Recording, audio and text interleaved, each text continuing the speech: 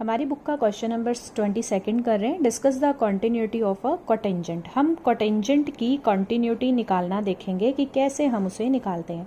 देखो cotangent simple बोल रखा है, मतलब ये कोई पॉइंट दे नहीं रखा जिसके लिए हम ये देखते कि कहीं ब्रेक तो नहीं हो रहा। तो हम इसे सिंपल वे में कैसे देखेंगे, f x equal to cotangent x, जिसे हम लिख सकते हैं cos x upon sine x. अब आप खुद समझिए, अगर आप इसे कॉस अपॉन साइन लिख सकते हैं तो आपको इस पर ध्यान देना है कि ये जो है फंक्शन ज़ीरो नहीं होना चाहिए। और ये ज़ीरो कब होता है, जब x बिलोंग कर जाए n पाई को। देखो यहाँ पर अगर आप पाई डालो तो साइन पाई क्या होता है, ज़ीरो। 2 पाई डालो, 3 पाई डालो, 4 पाई, 6 पाई, 8 पाई, तो हर जगह ये ज़ीरो होता है। तो हमने क्या समझा यहाँ पर कि ये जो हमारा फंक्शन है इसकी डोमेन मैंने क्या मानी, रियल नंबर माइनस n पाई, और n किसको बिलोंग कर रहा है, इंटीजर को।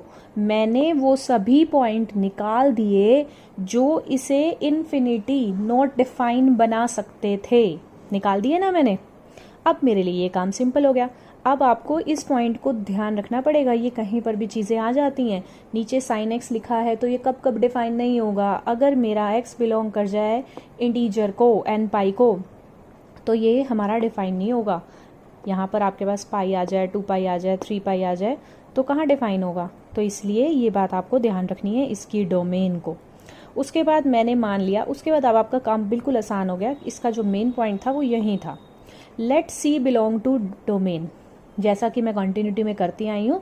जब मेरे पास फंक्शन ब्रेक नहीं होता उस केस में मैंने आपको बताया था हम क्या करते हैं, सी बिलोंग कराते हैं डोमेन से। C is any arbitrary from its domain, domain में से कोई भी पॉइंट है ये।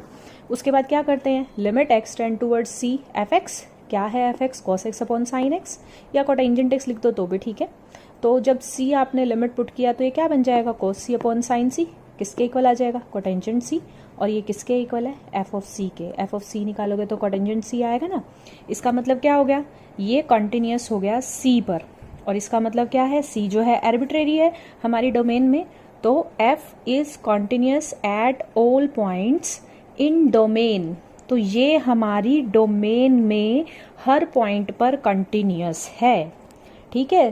तो इसको छोड़ दें, अगर मैं आपसे पूछूं तो ये कहाँ पर कंटिन्यूस नहीं रहेगा, तो ये पाई, 2 पाई, 3 पाई, 4 पाई, इन सब जैसे हमने कोटेंजेंट का किया वैसे ही हमारा सीकेंट का होगा। क्या है, f x equal to secant x. तो हम सीकेंट एक्स को क्या लिख सकते हैं, 1 बाय कॉस एक्स। तो इसकी डोमेन क्या हो जाएगी, real number minus 2n plus 1 pi by 2 n belong to z। मैं क्या कहना चाहती हूँ कि जहाँ पर कोस एक्स ज़ीरो बनता है और इस फंक्शन को नॉट डिफाइन बनाता है वो सारे पॉइंट निकाल दो। तो हमें मालूम है कॉस एक्स ज़ीरो कब बनता है, जब ये odd multiple of pi by 2 हो, यानी कि cos 90, cos pi by 2, cos 3 pi by 2, cos 5 pi by 2, cos 7 pi by 2। और उसे n फॉर्म में हम कैसे लिखते हैं, 2n plus 1 pi by 2। n किसको बिलोंग कर रहा है, इंटीजर को। आप यहाँ इंटीजर डालते जाइए और ये ओड मल्टीपल ऑफ 90 बनता जाएगा। मतलब जहाँ पर कोस ज़ीरो बनता है वो सभी आपके आते जाएंगे। तो हमें उसे निकालना था, मैंने उसे निकाल दिया। ये डोमेन वाला पार्ट आपको याद रखना पड़ेगा, तो आप इसे अंडरस्टैंडिंग से ध्यान रखेंगे, ये वाला पार्ट। उसके बाद आगे तो बिल्कुल आसान है, मेन समझना इसकी डोमेन को ही था कि जहाँ पर ये फंक्शन डिफाइन हो। फिर हमने लिखा सी बिलोंग कर रहा है डोमेन को, हमने सी बिलोंग करा दिया इसकी डोमेन से, ठीक है। ये वाला इसमें ये चीज़ नहीं आ रही है। तो लिमिट एक्स टेंड टूवर्ड्स सी, फंक्शन क्या है, 1 अपॉन कॉस एक्स, जो अगली लाइन में क्या बन गया, 1 अपॉन कॉस सी। नेक्स्ट में सीकेंड सी, एफ ऑफ सी बन गया। आप लेकर चले लिमिट एक्स टेंड टूवर्ड्स सी, और लास्ट में आंसर क्या आ गया, एफ ऑफ सी। यही हमें चाहिए था। और हमने इससे क्या कंक्लूजन निकाला, यही 2 लाइनें रिपीट हो जाएंगी। F is continuous at x equal to c, which implies f is continuous at all points in the domain. तो ये हमारे डोमेन के सभी पॉइंट पर कंटिन्यूस है। अगर पूछा जाए किस पॉइंट को छोड़ दें तो इसको छोड़ दे, except 2n plus 1 pi by 2 n belong to z।